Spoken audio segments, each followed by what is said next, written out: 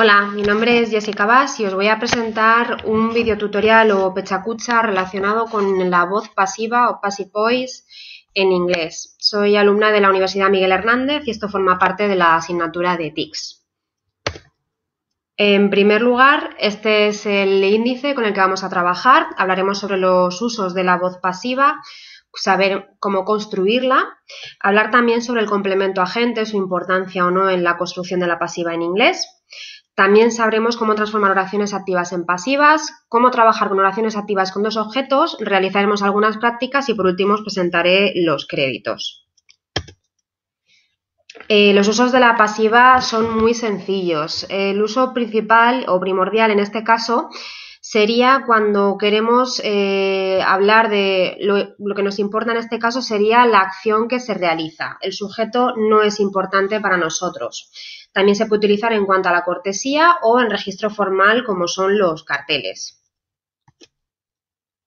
Cuando el sujeto no es desconocido o no es importante para nosotros es porque lo fundamental sería conocer la acción. Veamos el ejemplo. Dice, rather more than 100 years ago, a great change came over the land. Many machines were invented about that time. En este caso lo que estamos resaltando es que las máquinas fueron inventadas, sin embargo no tenemos en cuenta quién o cuándo las inventó. Otro de los usos principales es la cortesía, es decir, cuando nosotros sabemos, por ejemplo, que alguien ha cometido un fallo, pero queremos omitirlo o no queremos culparlo directamente, sino que lo que nos queremos centrar es que se ha cometido un fallo. Y así reza el ejemplo, a mistake was made, but I do not blame anyone. Es decir, se cometió un error, pero lo que estoy haciendo es no culpar a nadie.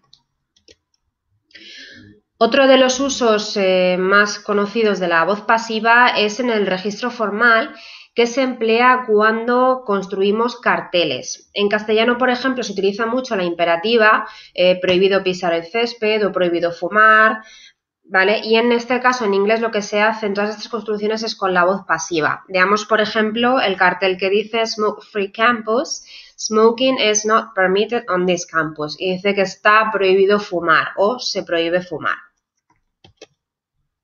Pero ¿cómo construimos una oración pasiva? En primer lugar, debemos conocer o necesitamos lo que es un sujeto, como en todos tipos de oraciones en la lengua inglesa. Luego precisaremos el verbo to be, que funcionará como auxiliar, y luego un participio de pasado, que será el verbo principal, el que da significado. ¿Y qué ocurre con el complemento agente? En castellano este complemento agente va introducido por la preposición por y un sintagma nominal. En inglés el equivalente sería la preposición by y también iría seguido de un sintagma nominal.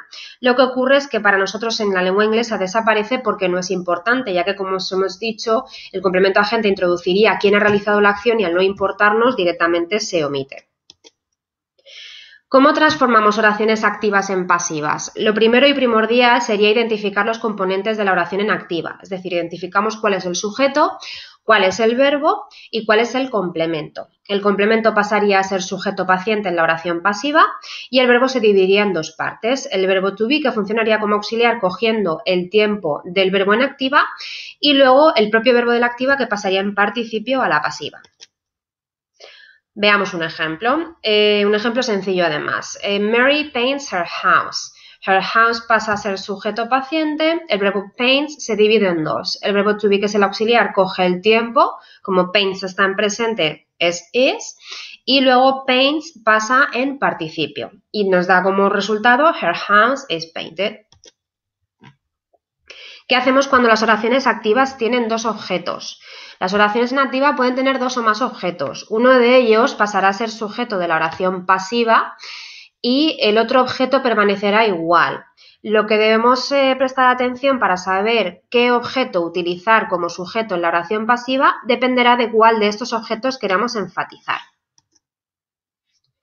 Por ejemplo, Rita wrote a letter to me. Tenemos dos opciones. Si lo que nos interesa es recalcar que se ha escrito una carta, diríamos a letter was written to me. Y si lo que queremos es enfatizar es que fue a mí a quien se me escribió la carta, diríamos I was written a letter. Ahora haremos una pequeña práctica en la cual lo que tendremos que hacer, como os he comentado, es identificar cada una de las partes que componen la oración activa, luego reconocer cuál es el tiempo verbal en el que está construida esta oración activa y a continuación, con el sistema de flechas que hemos visto, construir la oración pasiva. Recordaros que como este videotutorial va dedicado a alumnos de tercero de ESO, según la LOMCE, la pasiva solamente se ve con tiempos verbales simples. Vamos a usar el mismo ejemplo de oración activa en los diferentes tiempos verbales simples. En este caso nos centramos en este, que sería My mother buys some shoes.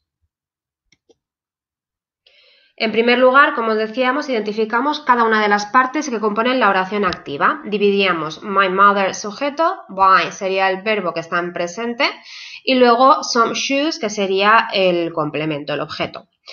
Ya hemos visto que buys está en presente simple y a continuación construiríamos la oración pasiva, que sería some shoes are bought. Ahora en este caso cambiaríamos el tiempo y sería my mother bought some shoes. Como hemos dicho, el verbo bought estaría en past simple y para construir la oración en pasiva quedaría como veis en la diapositiva. Some shoes were bought. Y por último practicaremos con dos objetos. My mother bought me some shoes. Tenemos tanto el objeto me como el objeto some shoes. Y luego my mother sería sujeto y bought el verbo. Reconocemos el tiempo verbal, que bought está en past simple, como nos ha ocurrido antes. Construimos la oración pasiva. En el primer ejemplo destaca some shoes y por eso pasa a ser sujeto pasivo, sujeto paciente. Were, que sería el verbo to be en pasado simple, y bought, que es el verbo de la oración activa que pasa en participio, en este caso. Y aquí hay un ligero cambio, y sería que el objeto indirecto va introducido por la preposición to. Ya no sería bought me, sino sería bought to me. Y bueno, esto es todo lo que podéis ver. Aquí os dejo los créditos con las imágenes que he utilizado por si queréis buscarlas y comprobarlas. Muchas gracias por seguir el videotutorial y espero que os haya gustado.